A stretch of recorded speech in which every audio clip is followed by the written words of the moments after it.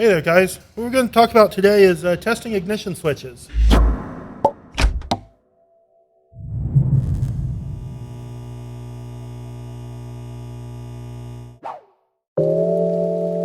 This is a switch out of a 60 and it's pretty basic. They're all similar, and with this particular one, the job of identifying the contacts is real easy. You got a battery, accessory, solenoid, and ignition. And so the ignition switch, the sequence of its switching activity is kind of complex. That's the off position. You go over to accessory, you'll have continuity between battery and accessory. When you go to, then you'll go to off, then you go to run. Now you'll have continuity between battery, accessory, and ignition. But when you actually turn to the crank position, the spring-loaded position to start the engine, that will disconnect power from accessory and connect power to solenoid to pull the starter motor in. So there's actually a little bit more than most people realize going on in here. That's why when you start the engine, your radio will turn off, is all the accessories are shut off while cranking to give most power for starting the engine. We've got the test setup that you guys have seen before. Got the resistor load. We'll connect these together. You see we're dropping 12.67 volts across our load. It's drawing 7.5 amps. If you don't have a load and you don't have a power supply, a charged battery, and a headlight bulb will do you just fine, just like we've shown in other tests. What we need to do is we need to have something that just using your ohm meter to check the switch contacts isn't good enough. You could have oxidation, where you only have a very small area of contact, and it'll read good on your meter. It'll read good if you draw low current, but if you are drawing heavy current, like to pull in the starter solenoid, or the power necessary to run the heater blower, that what might look good just with your ohm meter is not good in reality. So I always like to test these under load and measure the voltage across the load, or measure the voltage across the switch contacts. But give a good indication that the switch has low resistance and that it's passing current well, and that all the systems will be getting the power that they need. So the first step in the test, we'll put this into the off position, and we will connect our positive from our power source to the battery connection, and we will connect our load to accessory. I will turn the switch to the accessory position, and we see we're drawing our 7.5 amps. We got our full voltage drop across our load.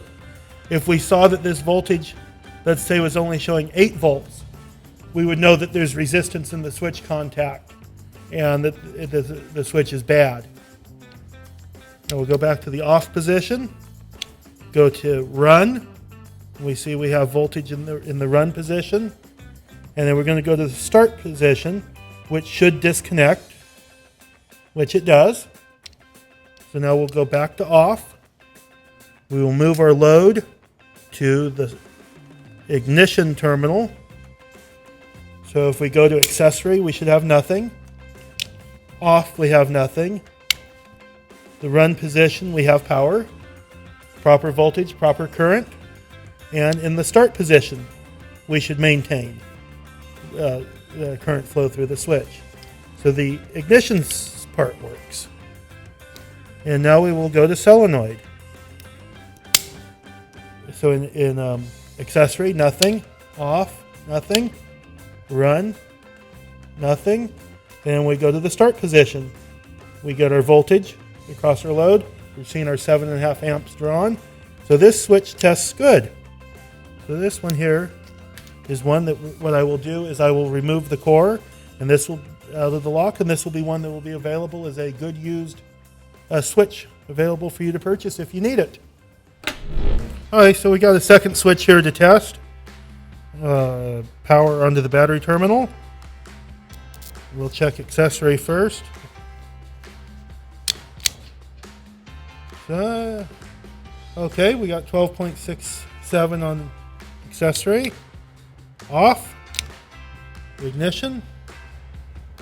We got a voltage and our current right around 12.6, 7.5 amps. Oh, we got something interesting here. In the start position, we have resistance onto the accessory side. We're passing 4.3 amps. I know it went to nothing. You saw it. Just holding it, it changed. Now it's cleared out. So this switch had an intermittent in it that seems to have cleared. So this is one that called out. Won't be keeping this one, but we'll continue to test it. We'll go to the ignition. Nothing in accessory. Nothing in off. There's run. Oh, we get a little voltage drop when we hit start. So this switch definitely has problems. And we will go to the solenoid position. And we have some... Yeah, this switch is not good. There's our solenoid where we should see it in start. But we are getting intermittent. There's an intermittent right there. So this switch has something wrong with it. So this is one that will be going into the junk bin. So that's how you take and test these switches. Pretty easy. Use your load and your power source, voltmeter. You could have a test light, but you want to be able to look to make sure that you're passing the full amount of current that your load takes, and that you're not passing current with the switching positions where it shouldn't be. So there's a quick overview on how to test the ignition switch, and it applies. This is just one that was handy and had nice labels. Other ones you might have to look up in the manual, but real quick and easy test.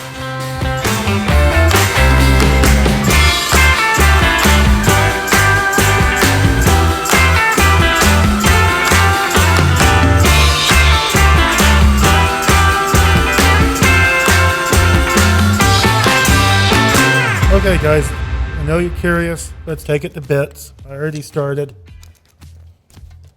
See what's inside.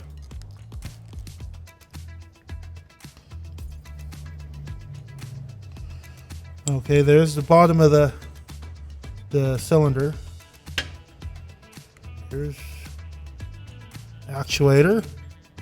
Engages with the lock cylinder. And we have some runaway springs. See where the contact plate is burned? You can see that's been hot. Well, there's the spring for returning it from the start position. There's all of the contacts coming through. So that's what's inside. So now you don't have to take one to bits. Okay guys, here's one for you. A little quick and easy job if you ever need to do it. If you've had to get a new ignition switch, you probably want your old key to still work in it. So I'm going to show you real quick how we swap ignition switch lock cylinders. I mean, you could be switching the cylinder into a new lock. You might be replacing a cylinder that's worn out. I see a lot of old cars with the key out. Just take a screwdriver and just gently turn it, and the car will start right up for you. So these are real easy. There's a hole right there in the front. You turn it to the accessory position, and you insert this special custom-made lock cylinder removal tool, also known as a paper clip.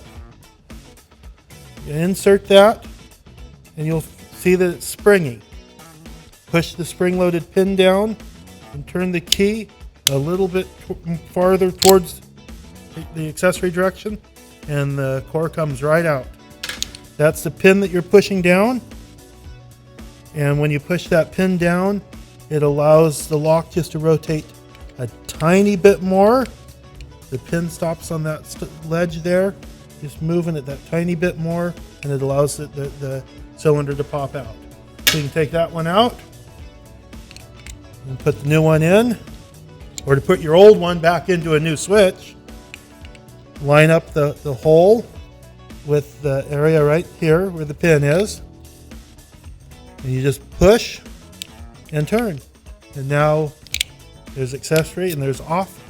So that's how you swap the cores out of your ignition switch. Real easy job. For whatever reason you might need to do it. Out. and back in. So there you go. Easy job.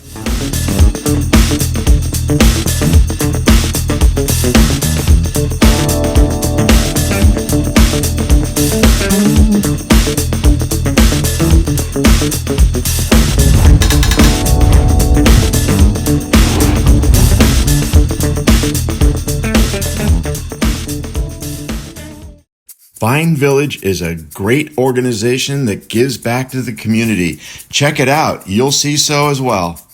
Thanks for watching. Hi, my name is Sanan Kirsten. We're here at the 2018 Vine Village Celebration, our major fundraiser here that helps fund programs that we run for people with developmental disabilities here in the greater Napa community. Vine Village was founded by my family and another family, each who had children with disabilities, in 1972. We depend on donations from all sorts of foundations and individuals and businesses throughout our community to help fund these programs, and this is our biggest fundraiser of the year.